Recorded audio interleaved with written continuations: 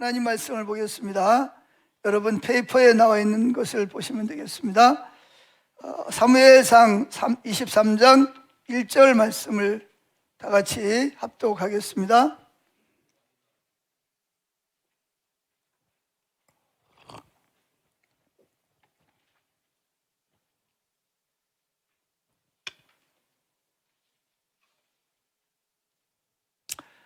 다 같이 읽습니다. 어느 날 다윗은 블레셋 사람들이 그일라를 쳐서 새로 추수한 곡식을 약탈하고 있다는 말을 들었다. 그래서 그는 내가 가서 블레셋 사람들을 칠까요? 하고 여호와께 물었다. 그러자 여호와께서는 좋다. 가서 그일라를 구하라 하고 말씀하셨다. 그러나 다윗의 부하들은 우리가 여기 유다에 있기도 두려운데 그일라까지 가서 어떻게 전 블레셋 군과 싸울 수 있겠습니까? 하였다. 그래서 다윗이 여호와께 다시 묻자 여호와께서는 그일라로 내려가거라. 내가 블레셋 군을 내 손에 넘겨주겠다 하고 대답하셨다. 그래서 다윗과 그의 부하들은 그일라로 가서 블레셋 군을 치고 그들을 수없이 죽였으며 그들의 가축을 빼앗아 끌어오고 그일라 사람들을 구출하였다. 아멘. 자, 첫째, 나를 향한 하나님의 사랑의 확인입니다. 자, 여러분, 하나님이 여러분을 정말 사랑한다고 믿으세요? 어떻게 그걸 확인하세요?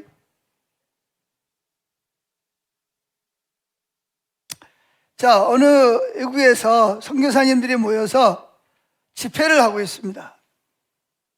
그런데 거기 강사를 통해서 기도사역 시간에 하나님께서 내가 너를 사랑한다.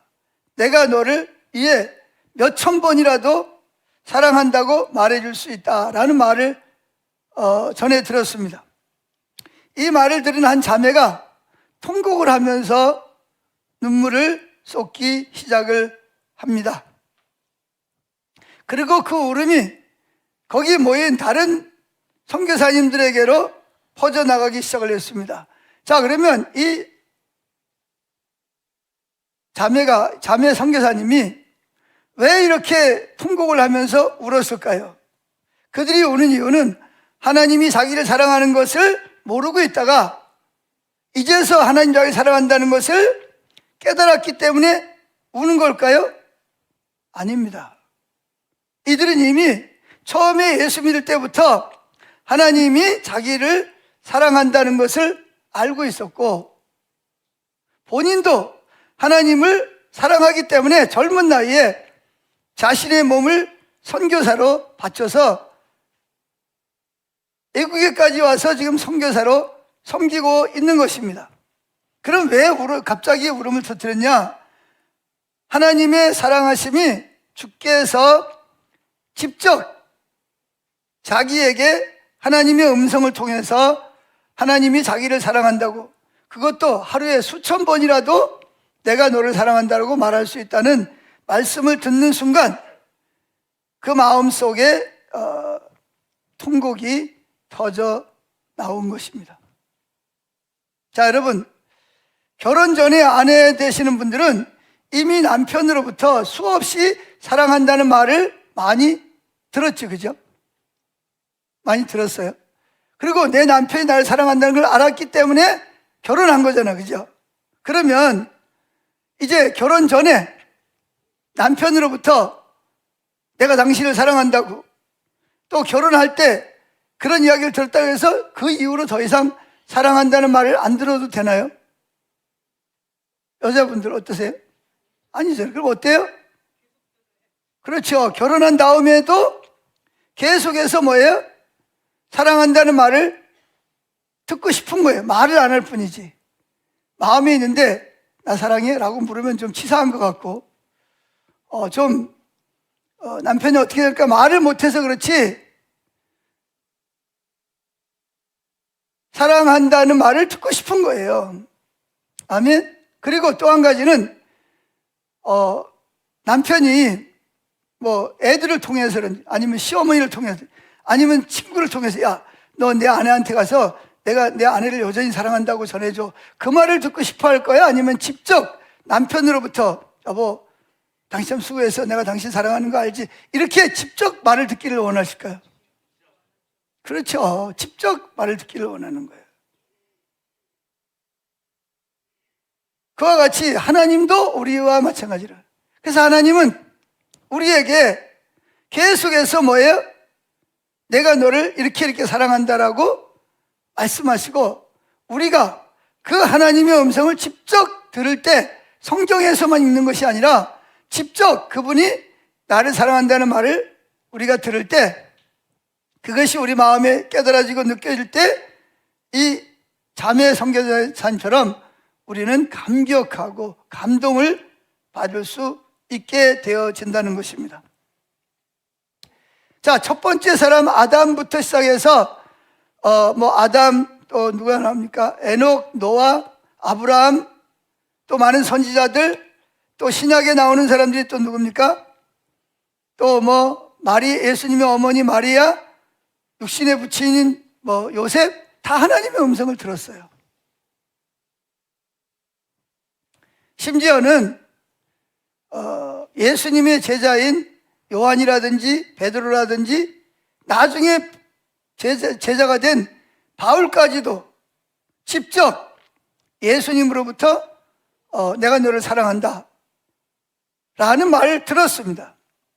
그런데 하나님 우리에게 말씀하시는 것은 우리가 성경을 읽을 때, 예배 드릴 때, 기도할 때만 하나님의 음성이 들리는 것이 아니라 여러분의 일상생활 속에서, 평범한 생활 속에서도 하나님은 여러분들에게 말씀하신다는 사실을 기억하고 하나님의 음성을 들을 준비를 하고 있어야 됩니다. 한번 따라해 보실래요? 하나님은 들을 준비를 하는 사람에게 말씀하신다. 하나님 누구에게 말씀하신다고요? 들으려고 준비하고 있는 사람에게 말씀하세요. 왜? 들으려고 준비하지 않는 사람은 말씀을 하셔도 못 들어요. 그게 하나님 음성인 줄 몰라. 하나님은 아침부터 그러잖아요, 그죠? 내가 너희를 새벽부터 밤늦게까지 불렀다, 이렇게 말씀하고 있어요. 말씀하셨다는 거예요. 그런데 뭐라 그러죠? 하나님 언제 말씀하셨어요? 나 못 들었는데요? 참 이게 답답한 거예요. 하나님은 새벽부터 밤늦게까지 말씀하시는데 우리는 언제 말씀하셨어요? 이러니까 이거 참 우리도 답답하고 하나님도 말씀하시는 하나님도 답답하고.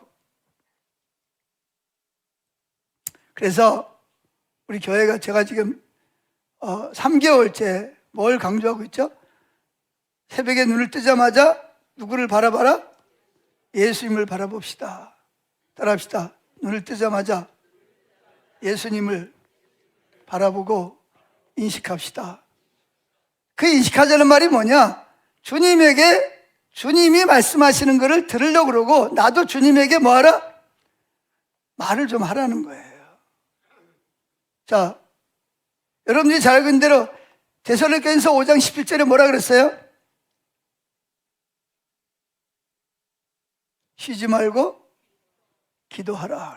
쉬지 말고 기도하라는 말이 무슨 뜻이에요? 기도는 대화잖아요, 대화. 아멘? 기도는 하나님이 나와 뭐 하고 싶다는 거예요? 만나서 대화하고 싶다는 거잖아요. 그러니까 쉬지 말고 기도하라는 말은 뭐예요? 눈을 뜨면서부터 잠이 들 때까지 뭐 하자는 거예요? 나와 대화하고 교제하고 나하고 동행하자는 거잖아요.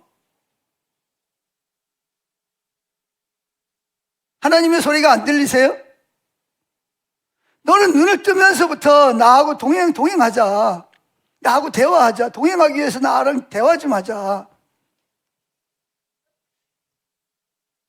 아멘? 그래서 우리는 하나님이 이제 하나님 말씀하시는 게 어떤 건지는 다음 주에 구체적으로 여러 가지 성경을 통해서 하나님 말씀하시는 어떻게 말씀하셨는지를 살펴보기로 하고, 오늘은 두 번째, 사람에게는 하나님이 뭘 선물로 주셨냐면 자유의지를 선물로 주셨습니다. 근데 하나님이 우리에게 주신 자유의지와 하나님께 묻는 것의 차이점을 여러분들이 이해를 해야 됩니다. 어떤 분은 그래요. 어떤 분은요, 세세한 것까지도 물어봐요. 근데 어떤 분은 그래요. 아니, 그걸 꼭 그렇게 세세한 것까지도 물어봐야 돼? 안 물어봐도 괜찮아요. 안 물어본다고 뭐 여러분들이 뭐 지옥 가거나 뭐 그런 건 아니에요. 왜? 하나님 우리에게 자유의지를 선물로 주셨어요. 이성이라는 걸 가지고 판단할 수가 있어요. 이게 옳은 일인지 하나님 말씀에 근거한 건지 아닌지를 분별할 수 있는 기억력과 지식과 지혜를 우리에게 주셨다고요.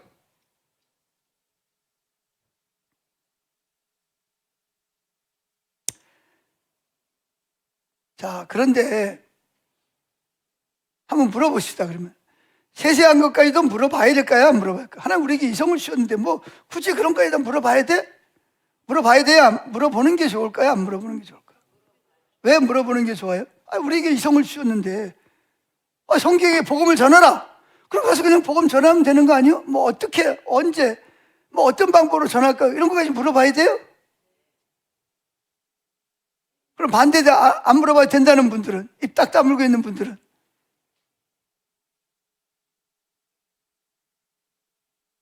제가 오늘 여기다 예화를 하나 적었는데, 이 몽골에서 여러분들 잘 아는 사람인지를 잘 모르겠는데 그 김우현 감독이라고 아세요? 잘 모르시는군요. 예, 영화도 찍고 영화를 찍으니까 감독이라고 그렇지. 또 그 규장출판사 여진규 대표라고는 혹시 아세요? 이슬비 전도 편지를 만들어서 제작한 그 아버지가 누구냐면 여진규 그 대표의 아버지입니다. 지금 규장 그 출판사의 대표죠.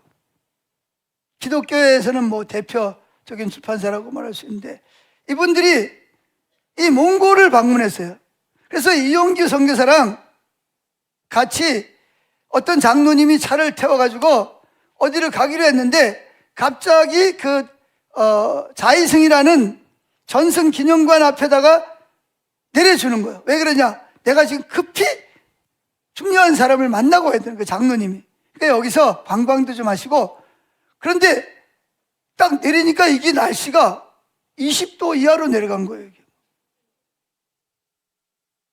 차 안에서 따뜻하게 히터 틀고 있다가 딱 나오니까 얼마나 춥겠어요, 그죠? 그래가지고 관광은 고사하고 당장 몸이 막 얼어오니까 그래가지고 보니까 옆에 편의점이 하나 있어요. 저희 가서 뭐 차라도 한 잔 마시면서 몸을 좀 녹여야 돼 갔는데 문을 꽉 걸어 잠궈놨네. 야, 근데 이 장로님은 언제 오실지 몰라. 너무 난감한 거예요.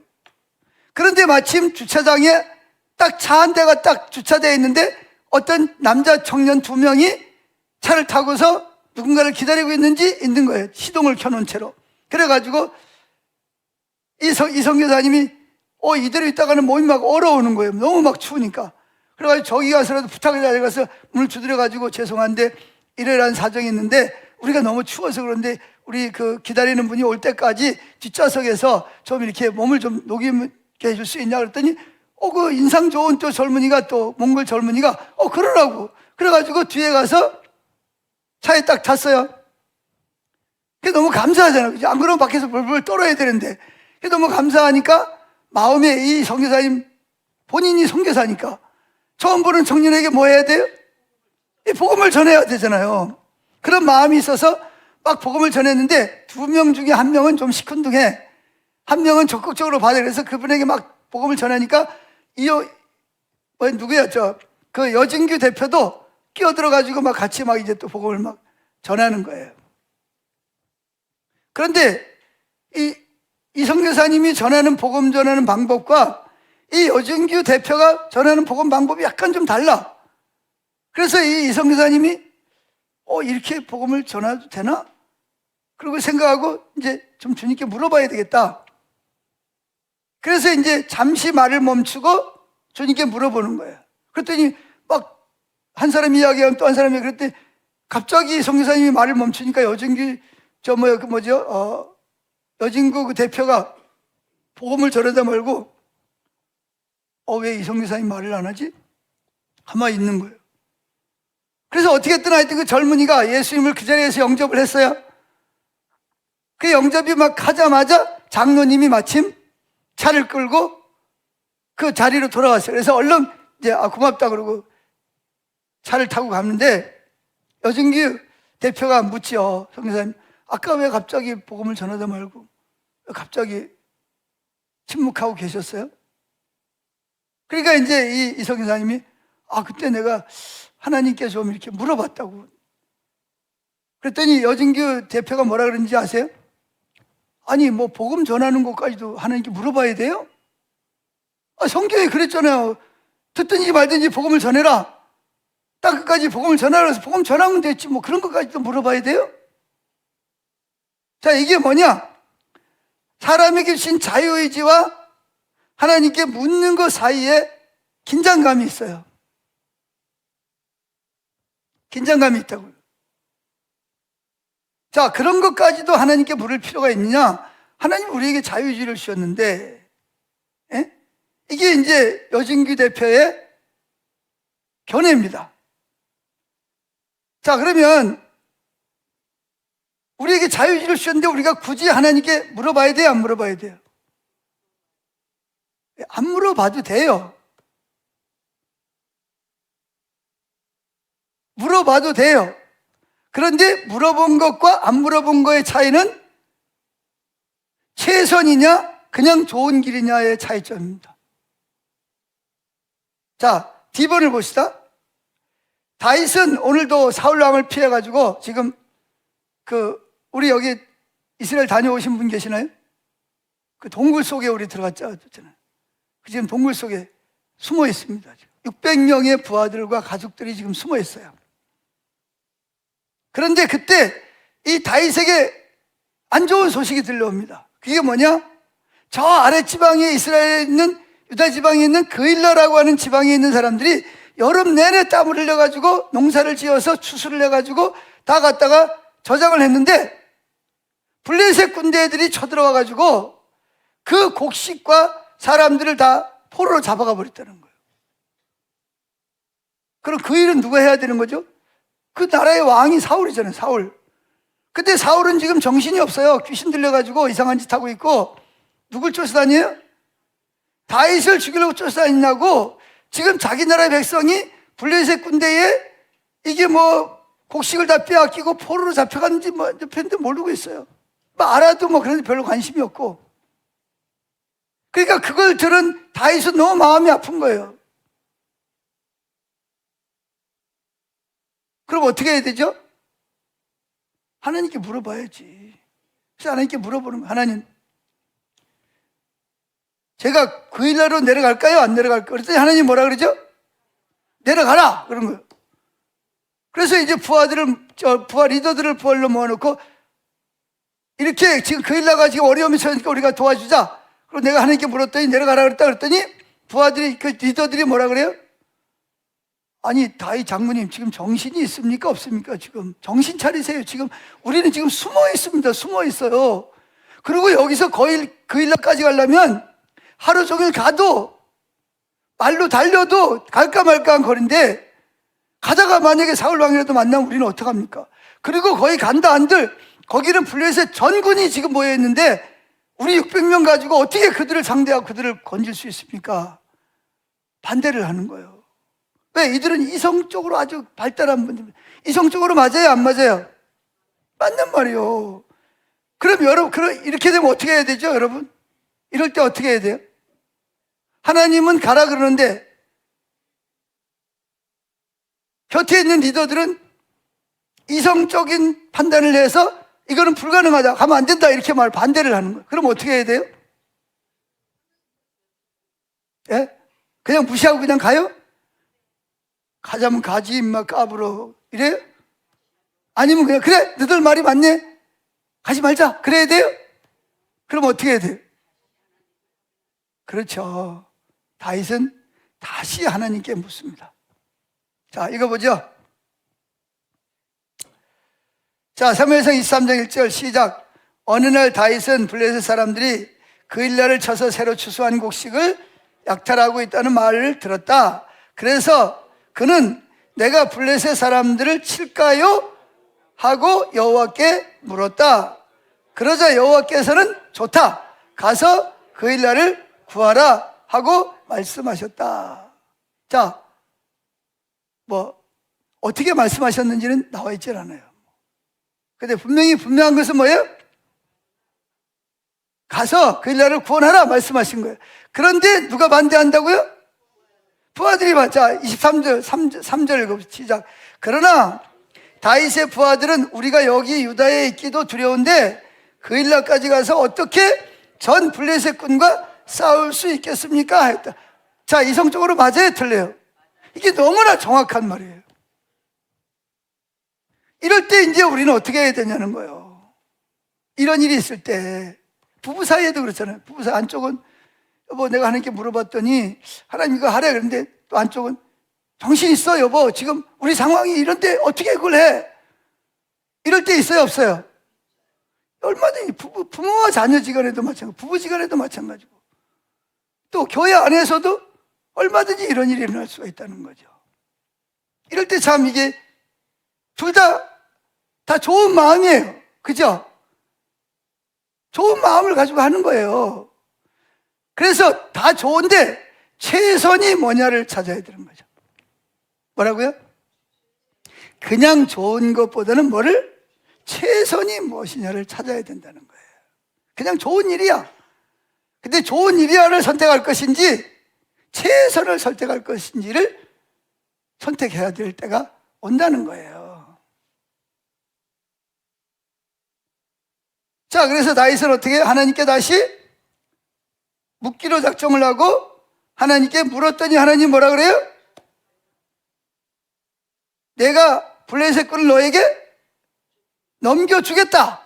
좀 더 구체적으로 말씀하시는 거예요. 자, 4절에 그겁니다. 시작. 그래서 다윗이 여호와께 다시 묻자. 다시 물은 거예요. 여호와께서는 그일라로 내려가라. 내가 블레셋 군을 내 손에 넘겨주겠다 하고 대답하셨다. 하나님이 이제는 아까는 그냥 내려가라 그일라를 구원하는데 이제는 뭐예요? 내가 블레셋 군을 너의 손에 넘겨주겠다 구체적으로 말씀을 하시는 거예요. 자, 그래서 어떻게 했어요? 다윗의 입장에서는 부하들의 말도 일리가 있어요. 다 이성적으로 올바른 판단이에요. 똑똑한 사람들이. 그런데 그거보다는 좋은 일보다는 뭘 선택하고 싶어요? 최선을 선택하고 싶은 거예요. 하나님의 뜻을. 그래서 부하들을 설득해서 어떻게 합니까? 그일라 백성을 구원하기 위해서 내려가는 거죠. 위험을 무릅쓰고. 그 과정이 아마 여러 가지 어려운 일이 많으실 거예요. 그 중에는 아마 입이 대빨 나와가지고 뒤에서 불평하면서 따라온 부하들도 많이 있었을 것이고 나중에 보면 블레셋 군을 쫓아가야 되는데 힘들어서 못 가겠다고 버티는 사람들도 있었거든요. 그래가지고 그들을 남겨두고 그들을 추적해서 승리하고 돌아오는 예도 있었습니다. 자, 5절을 읽어보죠. 그래서 어떻게 했어요? 결국은 순종해서 갔고 어려움이 많았지만 가서 어떻게 했어요? 블레셋 군대를 쳤고 그일라를 구원했고 심지어 뭐까지도 블레셋 군대의 소나 양이나 많은 것들을 뭐예요? 빼앗아 가지고 온 거예요.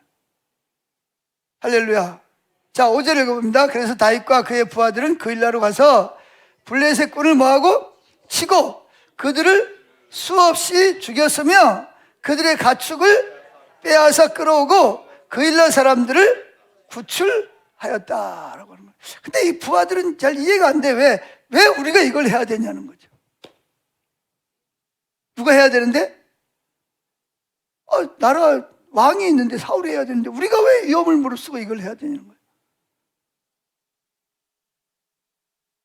그래서 우리는 때때로 하나님이 주신 이성을 가지고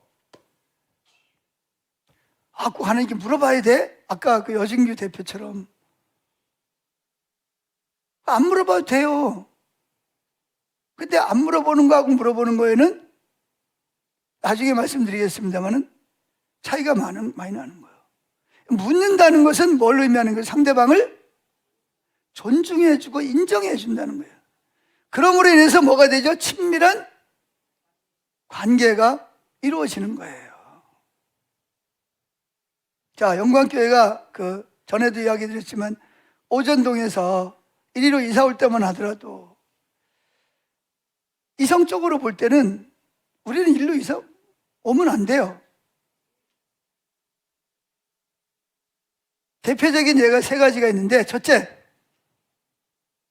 재정적으로 어렵습니다. 거기는 재산 다 팔아도 10억도 안 돼요. 근데 여기로 오려면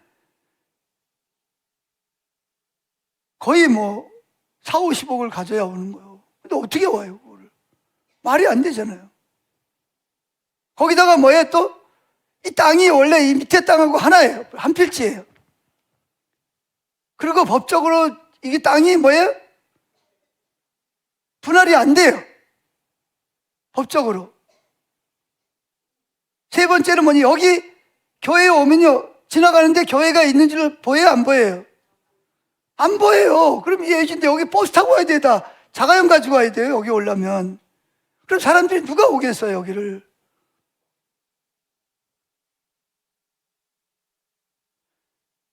그런 어려움이 있었어요. 그래서 하나님, 다른 여기보다는 여기도 좋지만 여기는 어렵다. 그러니까 우리가 갈 만한 만만한 데를 정하자. 그래가지고 정했는데, 그래 또 하나님께 물어봐야 되잖아요, 그죠? 그래서 물어봤어요. 그때는 주일 저녁마다 모여서 다이장막 한다고 그러고, 그 지하 유아실에서 모여가지고 청년들은 청년들대로, 또 장년들은 장년들대로 또 모여서 또 기도했어요. 그때 청년들이 정말 기도를 많이 했어요. 그때 정대영 목사님, 그때 청년이었을 때, 그 동생, 또 우리 지금 현재 김영경 전도사, 요 또래들이 모여가지고 저녁마다 모여서 기도를 했어요. 근데 기도만 하면 하나님 뭐라 그래요? 어디로 가라? 왕곡동으로 가라 그러는 거예요. 근데 이성적으로 보면 와야 돼요, 안 와야 돼요? 이거 오면 큰일 나는 거예요. 만약에 완전 땅이 분할이 안 되면 돈 주고 샀어도 누가 앞으로 되어 있는 거예요? 등기는 박동원 사장 앞으로 되어 있는 거예요. 우리는 뭐예요? 우리 아무것도 못해요. 그런데 기도만 하면 하나님께서 내가 너희를 인도한다.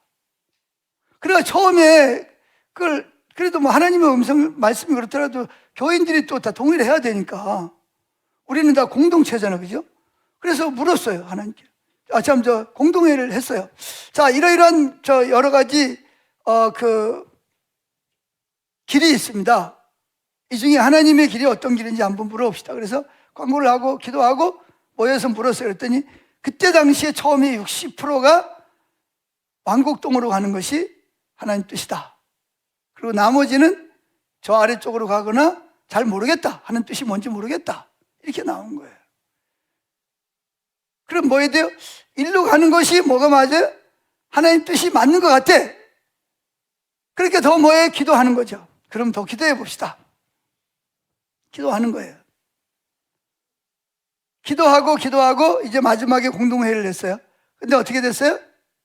잘 모르겠다 그러고 반대하던 분들도 결국은 마지막 공동회의 때는 99% 이상이 왕곡동으로 가는 것이 뭐다? 하나님 뜻이다 라는 결론을 내린 거예요. 그래서 결국은 이쪽으로 오기로 결정을 하고, 그래서 왔어요.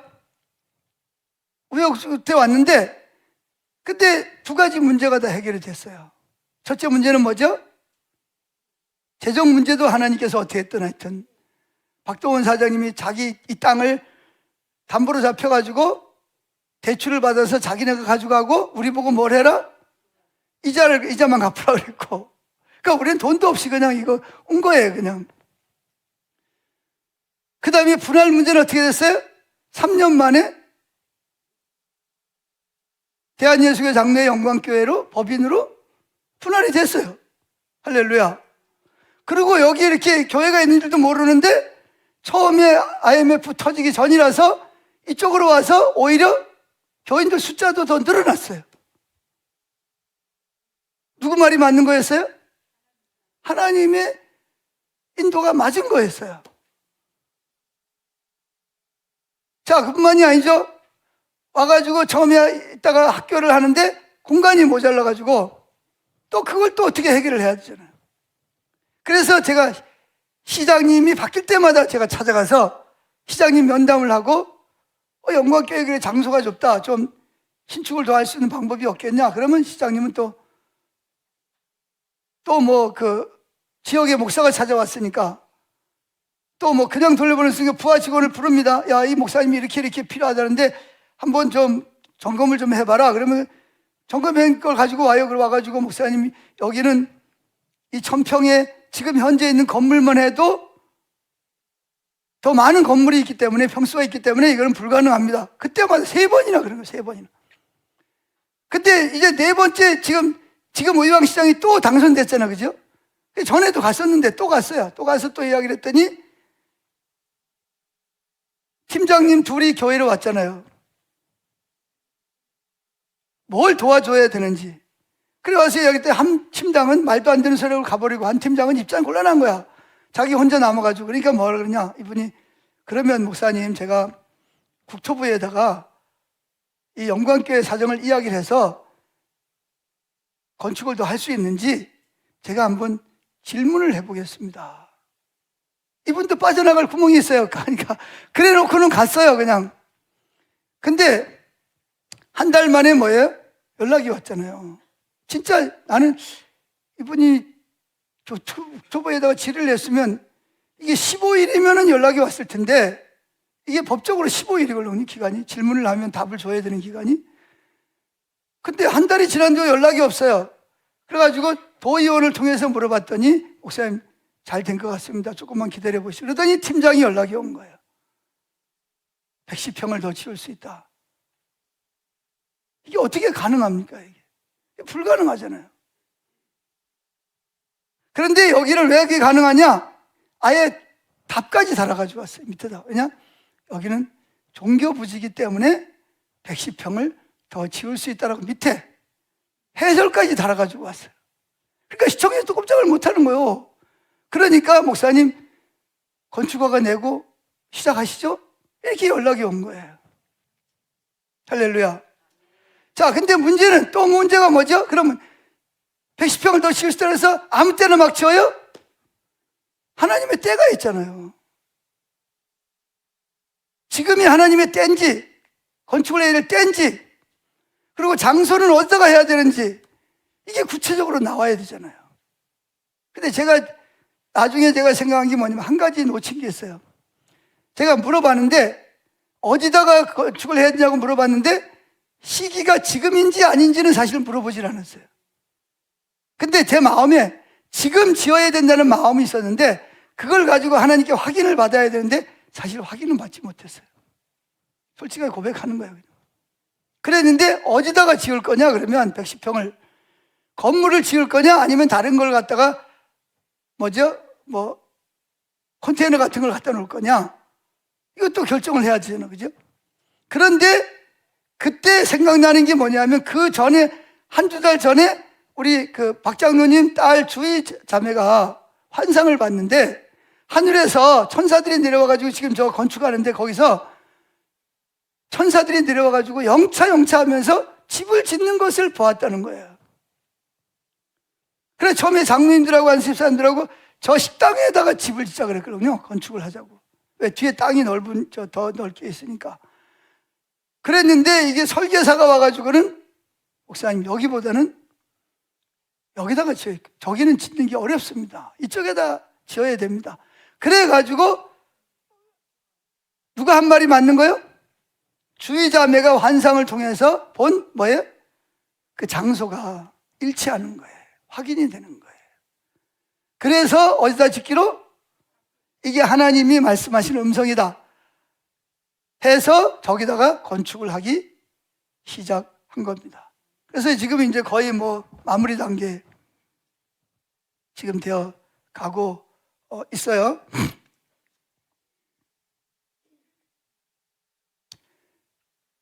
자, 이렇게 이성적으로 생각하는 것과 우리가 더 얼마든지 결정을 할 수 있는데 꼭 그걸 하나님께 물어봐야 되냐 하는 문제 사이에서 많은 사람들이 뭘 선택을 하죠? 이성적인 생각을 합니다. 자기 판단.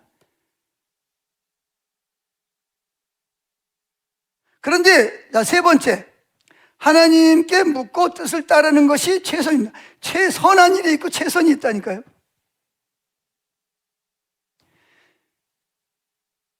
자, 그래서 근데 이제 하나님의 음성을 들으면 안 들을 때보다 어려운 문제가 하나 있어요. 그게 뭐죠? 음성을 들으면 반드시 뭐 해야 돼요? 순종해야 되는 거예요. 여러분, 성경에 하나님 음성 듣고 순종 안 한 사람이 안 했다가 되게 당한 사람 기억나세요? 요나죠, 요나. 요나가 뭐라 그랬어요? 원수의 나라 니느웨 도시에 가서, 수도에 가서 뭐 해라? 복음을 전해야 돼. 앞으로 40일 동안 회개하지 않으면 뭐 한다? 소돔 고모라처럼 불에 타 죽을 것이다. 그랬는데 이 요나는 어디로 갔어요? 다시스로 도망을 가버린 거예요. 배를 타고. 또 마침 또 배가 어떻게 했어요? 가자마자 딱 준비되어 있는 거예요. 그러니까 요나 입장에서는 내가 도망가는 것이 이 맞구나. 그러고 도망을 갔는데 가다가 어떻게 했어요? 결국은 풍랑을 만나가지고 결국은 바닷속에 제비를 뽑아가지고 바닷속에 들어가서 죽은 게 아니라 뭐예요? 하나님 큰 물고기를 준비해가지고 그 물고기 뱃속에서 3일 동안 얼마나 고생을 했겠어요. 그 물고기 뱃속에서 숨도 제대로 못 쉬고 뜨겁고, 내가 보기엔 아마 나올 때 머리털이 다 빠졌을 것 같아. 거기서 뭐예요? 항복 손 들잖아요. 하나님 말씀대로 순종하겠습니다. 하나님 말씀하시는 것은 뭐 하라는 거예요? 순종하라는. 그래야 거기에 뭐가 이루어진다? 최선이 이루어지기 때문이라는 거죠. 그래서 우리가 하나님을 믿고 신뢰하는 것이 너무나 중요한 거예요. 어떤 애 아빠가 있어요. 딸이 이제 돌이 다가오는데, 근데 아빠가 이 딸 아이를 회사에 갔다 와서 안아줄 때마다 신기한 게 하나 있어요. 그게 뭐냐? 이 아이는 자기가 이렇게 안아주면 그냥 편안하게 웃고 먹고 싸고 그러고 있는 거예요. 내가 이 아이를 떨어뜨릴까 왜 걱정을 안 하지? 내가 이 아이를 안고 있다가 떨어뜨릴 수도 있잖아요. 근데 아이는 걱정해야 안 해요? 전혀 걱정. 이 아이가 자기를 집어 던질 수도 있잖아요. 그죠? 근데 던질 거라는 의심해야 안 해요? 전혀 안 하고 그냥 아빠 품에 그냥 누워서 새근새근 잠도 자고 웃기도 하고 먹기도 하고. 자기가 지금 이해가 안 돼. 야, 얘는 나를 어떻게 이렇게 잘 믿지? 이해가 안 됐다는 거예요. 그렇듯이 우리가 신앙이 성숙한 사람이 누구죠? 하나님이 아까 우리 찬양한 것처럼 하나님이 어떤 분인지를 알기 때문에 그분에게 내 삶을 뭐 하는 거예요?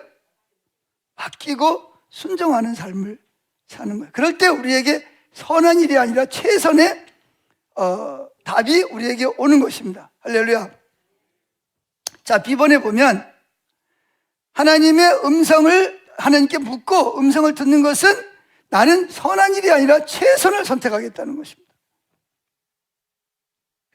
자, 사도행전에 나오는 사도 바울의 행적을 보면 바울이 2차 전도 여행 때 소아시아 지역에서 복음을 전하고 있어요. 그런데 자꾸 성령이 복음 전하는 걸 가로막고 있어요. 아니, 성령이 왜 복음 전하는 걸 막아요? 성령이 복음 전하라 그랬는데 아시아에서 복음을 못 전하. 그래서 아랫지방 갈라디아 부르기아 지방으로 내려가서 거기 가서 복음을 전해야 되는가 보다. 그래 거기 갔는데 또 예수의 영이 또 막는 거야. 이상하다. 아니, 성경이 분명히 복음을 전하라 그래서 복음을 전하는데 왜 성령이 복음 전하는 걸 가로막는 거지? 그래서 이게 마귀가 하는 짓인가? 보니까 마귀가 하는 짓은 아니야.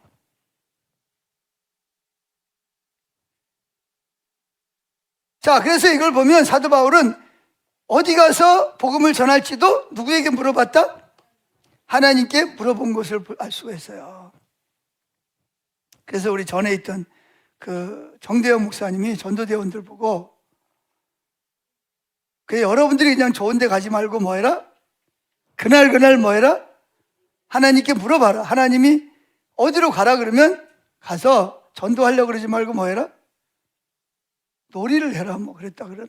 나한테 집중을 안 되는데 내가 전도대원들한테 들었는데 뭐 하여튼 그랬다 그래요. 그래 새로 부목사님이 와가지고 전도하라 그러니까 전도 놀러 왔던 사람들은 안 나오는 거 봐.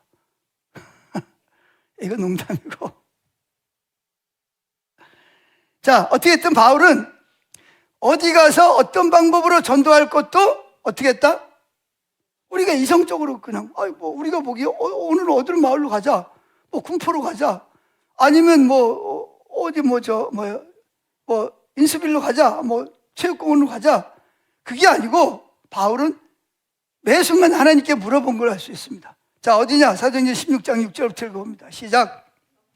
성령이 아시아에서 말씀을 전하지 못하게 하시거늘 그들이 부르기아와 갈라디아 땅으로 다녀가 무시아 앞에 이르러 비두니아로 가고자 했을 때 예수의 영이 허락지 아니하시네. 여기 보면 두 번씩이나 예수의 영이 허락지는 6절도 성령이 아시아에서 복음을 전하지 못하게 했고, 또 두 번째 뭐예요? 7절에 보면 비두니아로 내려가는데 거기서도 예수의 영이 뭐 하지 않았다? 허락지 않았다는 말은 뭐예요? 물어봤다는 이야기잖아요. 물어봤는데 예수의 영이 뭐예요? 오케이, 사인이 안 떨어진 거예요. 그러니까 이게 바울 일행이, 전도 선교사 일행이 당황스러운 거야. 그럼 어디로 가라는 거야? 여기도 하지 마라. 갈라디아 지역에도 가지 마라. 그럼 어디 가서 복음을 전하는 거야? 복음 전하는 거 맞는데 그럼 어디로 가야 돼? 유럽은 상상을 못했죠. 왜냐하면 큰 바다를 건너가야 되니까. 자, 계속 읽어봅니다. 8절. 무시아를 지나 드로아로 내려갔는데 밤에 환상이 바울에게 보이니 마게도냐 사람 하나가 서서 그에게 청하여 이르되 마게도냐로 건너와서 우리를 도우라 하거늘 바울이 환상을 보았을 때 우리가 곧 마게도냐로 떠나기를 힘쓰니 이는 하나님이 저 사람들에게 복음을 전하라고 우리를 부르신 줄로 인정함이로라. 아니, 두 지역이나 가서 복음을 전하는데 복음을 전하지 못하게 했어요. 바울이 뭐 했겠어요? 얼마나 당황스러웠겠어요. 그럼 주님 어디로 가야 됩니까? 주님의 뜻이 뭡니까? 라고 했는데 환상 중에 환상을 통해서 말씀 9절에 보면 밤에 뭐 했겠어요? 바울이 기도를 했는지 하나님 뭐 구체적으로 기도를 안 해도 주님 지금 우리를 어디로 가라고 말씀하시는 거예요? 하나님께 묻고 있어요. 근데 환상 중에 바다 건너에 있는 유럽에 있는 어떤 사람이 나타나서 뭐라 그러죠? 손짓을 하면서 우리에게로 건너와서 우리를 좀 도와주세요. 이런 환상을 본 거예요. 바울은 이걸 누구의 음성으로 들은 거예요? 이건 내가 하나님께 물었으니까 이건 하나님의 음성이로구나. 그래서 그들은 급히 어디로 떠나기를 준비했다? 마게도냐라는 것은 유럽을 말하는 거예요. 터키 저쪽에 가면 이 제일 짧은 데가 있어요. 유럽하고 빌립보 지역하고 짧은데 하여튼 바다를 건너가야 돼. 근데 바울은 거기까지는 생각을 못하고 이 소아시아 지역에서 복음을 전하는 것이 하나님의 뜻이라고 생각을 하고 열심히 복음을 전했는데 성령이 두 번씩이나 막는 거예요. 바울이 얼마나 혼란스러웠겠어요. 주님 뭐 어떻게 하기를 원하시는 거예요? 어디로 가야 돼요? 그랬더니 환상을 통해서 유럽에 있는 사람이 나타나서 우리를 도우라고 건너와 도와달라는 걸 묻고 이건 하나님이 우리 보고 유럽에 가서 복음을 전하라는가 보다. 자기들은 감히 상상도 못했는데 그래가지고 뭐예요? 사람들이 모여서 준비를 하는 거예요. 어디로 갈 준비를? 마게도냐, 유럽으로 떠날 준비를 힘쓰는 거예요. 할렐루야. 그래서 결국은 어디로 갔냐? 유럽으로 가서 복음이. 저는 되게 아쉬운 게 뭐냐면 그때 바울이 한국으로 좀 왔으면 이 아시아가 얼마나 복음이 빨리 전거되고 빨리 발전했을까. 그런데 하나님의 계획은 어디로? 유럽으로 해서 로마로 해가지고 그들을 통해서 세계를 복음화시키는 것이 하나님의 뜻이었어요. 자, 중요한 것이 뭐냐? 여기 보면 최선의 가장 큰 적이 뭔지 아세요? 다양한 좋은 거예요. 내가 보기에 좋은 것을 추구하다 보면 하나님의 뜻인 최선을 놓쳐버릴 때가 있다는 거예요. 그래서 작은 거라도 꼭 그런 것까지도 물어봐야 되냐? 안 물어봐도 된다니까요. 하나님 우리에게 선물을 주셨다는 거예요. 그런데 뭐를 놓칠 수 있다? 좋은 일이 일어날 수 있을지 모르지만 뭘 놓친다? 최선을 놓칠 수 있다는 것입니다. 아멘. 뭐 하나님의 말씀에 나와 있는 거 그대로 그냥 순종하고 가면 되지 꼭 뭐 하나님께 물어봐. 근데 성경은 물어봤어요? 안 물어봤어요? 근데 왜 우리는 안 물어봐요? 예? 여러분은 잘 물어봐요? 안 물어봐요? 자, 지난주에 한 번이라도 나는 하나님께 어떤 일을 선택하기 전에, 결정하기 전에 물어본 적이 있다. 손 들어보세요.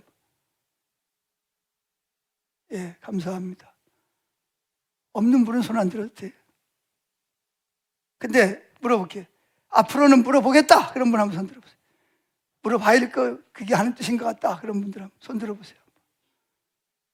끝까지 난 안 물어보겠다. 예, 뭐, 안 물어봐도 괜찮습니다.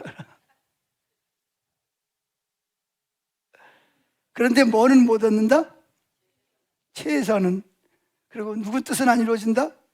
내 뜻은 이루어질지 모르겠어요. 하나님의 뜻은 안 이루어지고. 더 중요한 것은 하나님의 유업은 보증이 되지 못한다는 것입니다. 그럼 우리가 왜 이렇게 자꾸 물으라 그러냐? 하나님은 우리라고 뭐 하려고 우리를 창조하셨다고요? 교제하려고. 교제하려고. 그럼 우리를 왜 구원했어요? 교제하려고 우리를 구원하신 거예요. 십자가에서.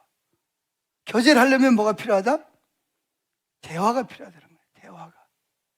할렐루야.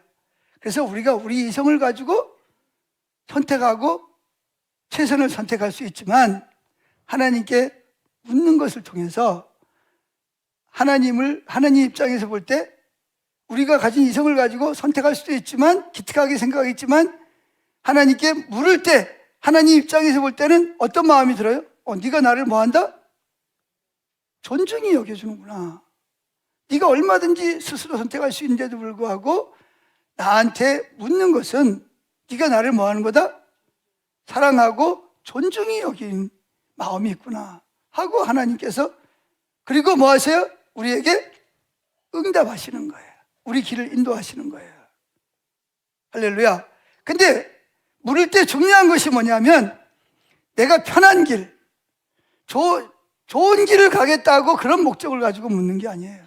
그럼 왜 물어야 되냐? 하나님 그분을 뭐예요? 좀 더 친밀하려고.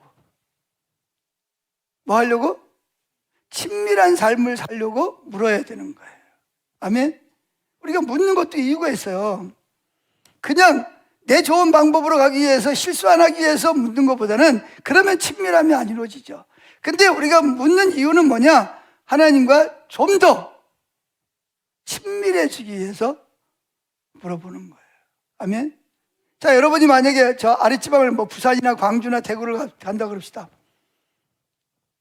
이제 뭐 가는 것이 하나님 뜻이라는 게 확인됐어요.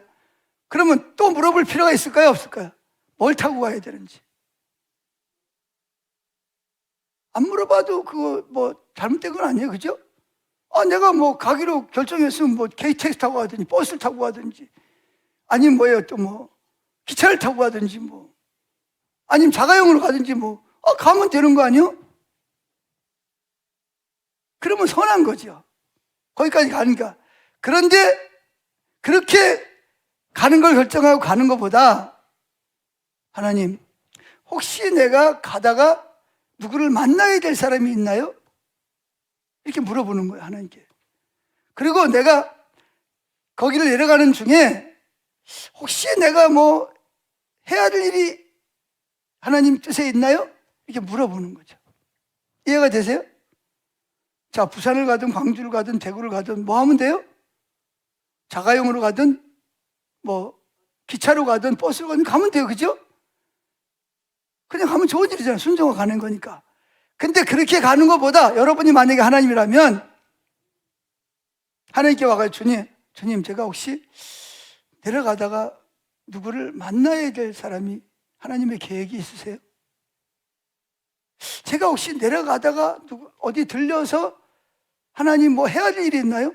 이렇게 묻는 거하고 그냥 뭐 자가용을 가져와도 뭐가 그냥 가면 되지 뭐 그리고 가는 사람하고, 자 여러분 하나님 입장에서 어떨까요? 예? 왜 나요? 우리 이성적으로 그냥 가면 되잖아요.